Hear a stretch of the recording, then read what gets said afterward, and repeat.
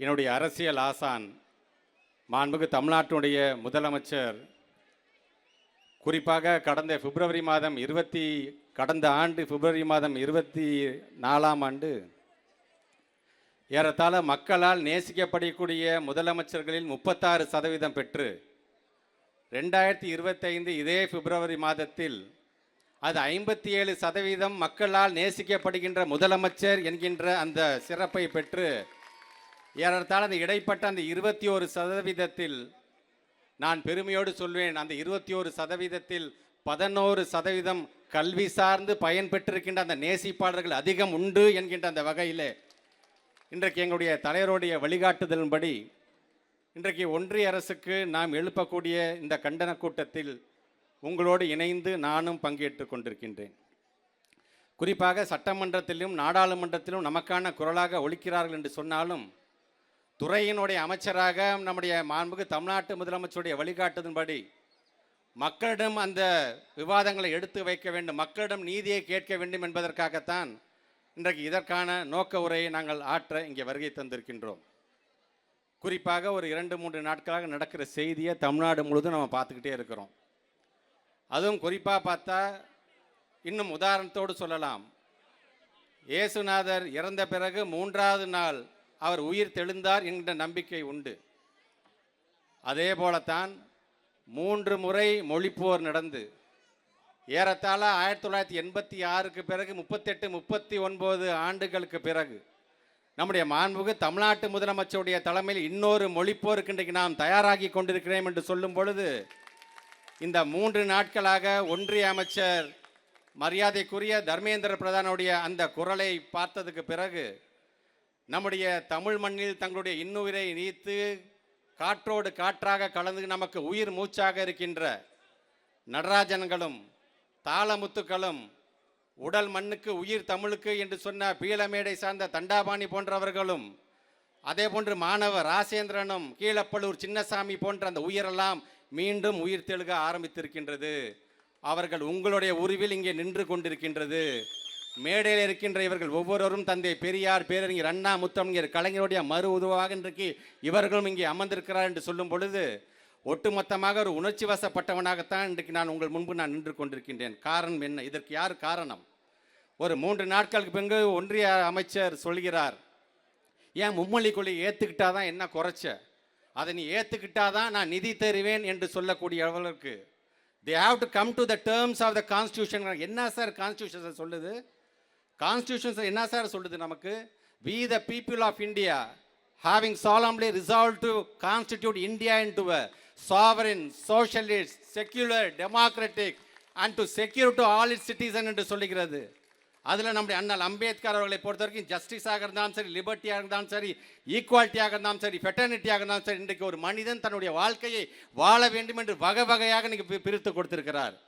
பொழுது போகவில்லைன்னு உட்கார்ந்து எழுதின அரசியல் சாசனம் இல்லை சார். அது பொழுது போதவில்லையே என்று மக்களை மனதில் வைத்து இதயத்தில் வைத்து ஒரு நாளைக்கு 18 மணி நேரம் இதற்காக செலவு செய்த அண்ணல் அம்பேத்கருடைய சாசனம். அந்த சாசனத்தில் எங்க சார் மும்மொழி கொள்கையை பற்றி சொல்லுது? It's a rule of law என்று சொல்லுகிறார். ரூல் எங்க சார் இருக்கு? லா எங்க சார் இருக்கு? இதை ஒத்துக்கிட்டாதான் பணம் தருவேன் யார் சார் சொன்னா? முதல்ல தேசிய கல்வி கொள்கைக்கும் நமக்கு எப்பொழுதும் வருடம் வர வேண்டிய சமகர சிக்ஷா அபியான் என்கிற அந்த நிதிக்கு சம்மந்தமே கிடையாது. ரெண்டுத்தையும் இன்னைக்கு ஒன்னா குழப்பி இதை ஒத்துக்கிட்டாதான் இதுக்கு பணம், இதை ஒத்துக்கிட்டாதான் அதுக்கு பணம் நீ சொல்றது எப்படி தெரியுமா இருக்கு? நடிகர் அஜித்குமார் படத்தில் ஒரு ஆட்டோவில் இருக்கிற சைடு மிரரை அட்ஜஸ்ட் பண்ணாதான் வண்டி ஸ்டார்ட் ஆகும்னு சொல்றாரு பாருங்க, அந்த மாதிரி இருக்கு. ஆக எதுக்குமே அர்த்தமே இல்லாமல் உன்னுடைய கொள்கையை திணிக்க வேண்டும் என்கிற விதத்தில் நீ அதை செய்து கொண்டிருக்கின்றாய். அதற்கு எங்களுடைய மாண்பு தமிழ்நாட்டுடைய முதலமைச்சருடைய குரல் தான் முதல் குரலாக இன்றைக்கு ஒட்டுமொத்த இந்தியாவிலே ஒலித்திருக்குது என்று சொல்லும் பொழுது இன்னைக்கு இன்னொருத்தர் இருக்கார், ஒன்றியத்தை ஆண்டுகிட்டு இருக்க தேசிய கட்சியோட மாநில தலைவர். அவர் 6 மாதம் போய் ஒரு இடத்துல படிச்சு ஆங்கிலத்தில் தானே படிக்க போனார். 6 மாதம் வெளிநாட்டில் போய் கோர்ஸ் ஆஃப் கோயபிள்ஸை படிச்சு விட்டு வந்து இங்கே சும்மா வாயை திறந்தா பொய் ஆனால் நம்மளை சொல்கிறாரு நாம் பொய் சொல்லிக்கிறோம் என்று ஒரு ரிப்போர்ட்டை வச்சுருக்காருங்க. ஆனால் அவனை ஏசர் ரிப்போர்ட் என்ன தெரியுமா சொல்லிக்கிறது? ஏசர் ரிப்போர்ட்டை பற்றி உனக்கு என்ன தெரியும்? முதல்ல அந்த ஏசர் ரிப்போர்ட்டில் என்ன சொல்கிறது என்று சொன்னால், தமிழ்நாட்டை காட்டிலும் உத்தரப்பிரதேசமும் பீகாரும் கல்வியில் சிறந்து விளங்குகிறது. நீங்கள் என்ன பண்ணிட்டு இருக்கிறீங்க? இருமொழி கொள்கையை வச்சு நீங்கள் என்னத்தை கிழிச்சிங்க என்று கேட்குறார். அந்த ஏசர் ரிப்போர்ட் அப்படிங்கிறதே பாரதிய ஜனதாவோட ஒரு அஜெண்டா தான் அது ஆக்சுவலாக.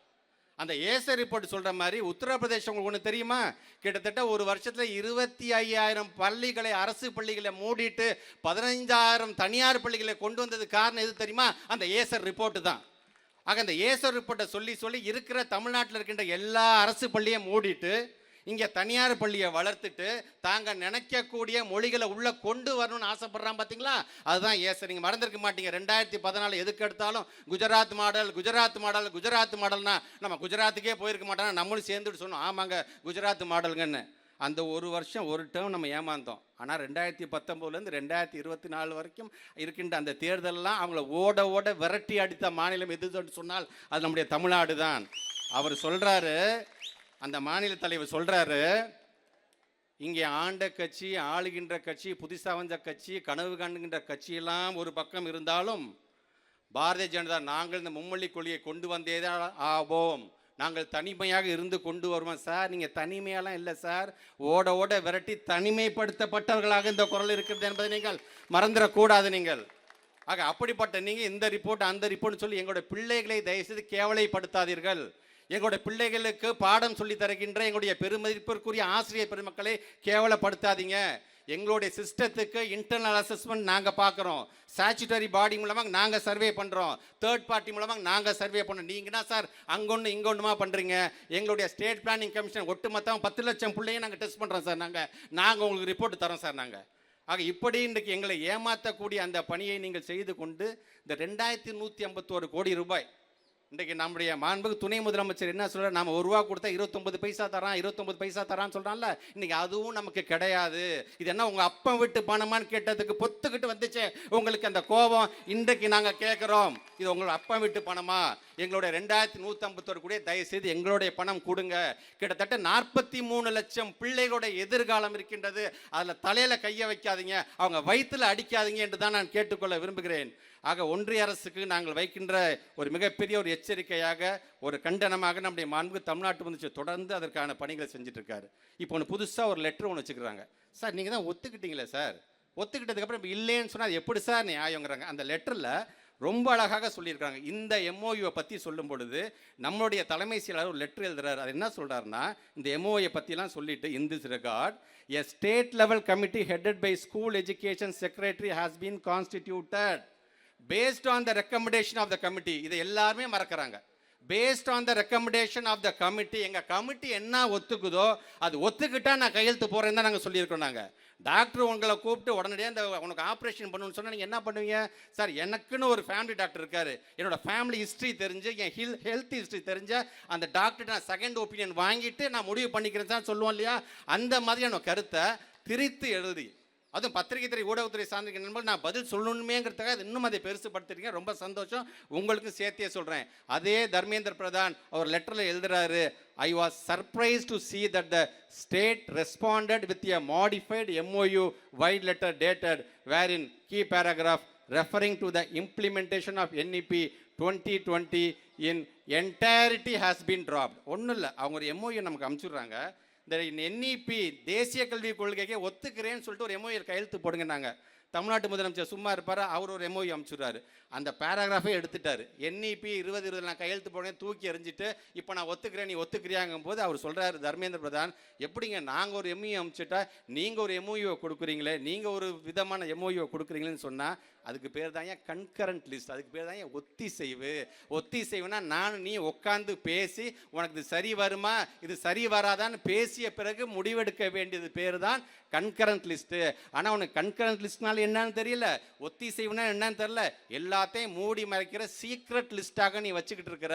அதனால தான் நீ எங்களை ஏமாற்ற பார்க்குற. நீ இந்தியாவில் எங்கே வேணால் யாரை வேணால் ஏமாற்றலாம், இங்கே எங்களுடைய முத்துவேல் கருணாநிதி ஸ்டாலினை ஏமாத்துறதுக்கு ஒருத்தன் பிறந்து தாயா வரணும் என்பது சொல்கிற மாதிரியான எம்ஓஏ அன்னைக்கு நம்முடைய தமிழ்நாட்டுடைய முதலமைச்சர் அனுப்பி வைத்திருக்கிறார். அதில் தர்மேந்திர பிரதான் அவர்களே நான் உங்களுடைய மிக பணியோடு நான் கேட்குறேன். நான் 2 முறை உங்களை தேடி வந்து நான் பார்த்தேன், உங்களோட வீட்லேயும் வந்து பார்த்தேன், நாடாளுமன்றத்தில் எல்லா எம்பிஸையும் அழைச்சிட்டு உங்கள்கிட்ட நாங்கள் ரெக்வஸ்ட்டே பண்ணணும். அப்போ நீங்கள் என்ன சொன்னீங்க, ஏங்க மும்மொழி கொள்கை எடுத்துக்கிட்டால் தான் என்னங்க, ஏங்க இவ்வளோ பிடிவாதம் பிடிக்கிறீங்க என்று சொன்னீர்கள். எங்களுடைய ஸ்டேட் சென்டிமெண்ட்ஸை பற்றி எங்களுக்கு தெரியுங்க. ஒட்டுமொத்த உலகத்திலே ஒரு மொழிக்காக தங்களுடைய உயிரை நீத்த ஒரே மாநிலம் எது என்று சொன்னால் அது தமிழ்நாடு தாங்க நாங்கள் எடுத்து சொல்கிறோம். ஆனால் நீங்கள் உங்களுடைய எஜமானர் என்ன சொல்கிறாங்களோ அதை தான் நீங்கள் கேட்டுருக்கீங்க. Let me be very crystal clear. We reject NEP 2020. We reject PM Street School. We reject Hindi imposition என்பதை நான் தைரியமாக சொல்கிறேன். இங்கே வருகை தந்திருக்கின்ற பத்திரிகை துறை ஊடகத்தை சார்ந்திருக்கின்ற நண்பர்களே, Tamil Nadu will never bow to the central government hegemony. And again I am telling, our education, our identity, and what are the things, our language, what are things like we are here following.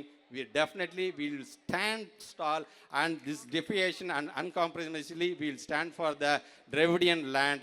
திருப்பி சொல்கிறேன், நான் நம்மளுடைய துணை முதலமைச்சர் அடுத்தது நிறைவாக உரையாற்ற இருக்கின்றார். அவர் பேசினார்னா உங்களுக்கே தெரியும், நீட்டு நின்று வரும்பொழுது அவர் எழுப்பின் காரணமாக இன்றைக்கு ஒன்றிய அரசு பல நேரத்தில் நம்மக்கிட்ட பதில் சொல்லக்கூடதுக்கு தயங்கிட்டு அந்த பக்கம் திரும்பிக்கிட்டு போகக்கூடிய ஒரு சூழ்நிலை இருந்தது. இன்றைக்கு அதையும் முறியடிக்கின்ற அளவிற்கு நமக்காக நிறைவுரையாற்றுறதுக்கு அவரும் வருகிறார். நாம் அனைவரும் ஒன்று சேர்ந்து இந்த 2151 கோடி ரூபாய் நமக்கு கிடைக்கின்ற வரைக்கும் நீங்களும் எடுத்து சொல்லுங்க. இது யாருக்காவது நமக்காகவோ நம்முடைய திமுகவோ கேட்கக்கூடிய பணம் அல்ல. ஒட்டுமொத்தமாக 43 லட்சம் பிள்ளைகள் அரசு பள்ளியில் படிக்கக்கூடிய பிள்ளைகளுடைய எதிர்காலத்தை மனதில் வைத்து நம்மளுடைய பணத்தை நாம கேட்கிறோம் என்ற அந்த உணர்வோடு நீங்களும் ஒன்று கூட வேண்டும் என்று சொல்லி இந்த அருமையான ஒரு நிகழ்வை ஏற்பாடு செய்திருக்கின்ற அண்ணன் சேகர்பாபு அவர்களுக்கும் மாவட்ட கழகத்தினுடைய செயலாளர்களுக்கும் வருகை தந்திருக்கின்ற நம்முடைய அனைத்து தோழமை கட்சியுடைய தலைவர்களுக்கும் இந்த நேரத்தில் நன்றி தெரிவித்து இந்த உரையை நான் நிறைவு செய்கிறேன். நன்றி, வணக்கம்.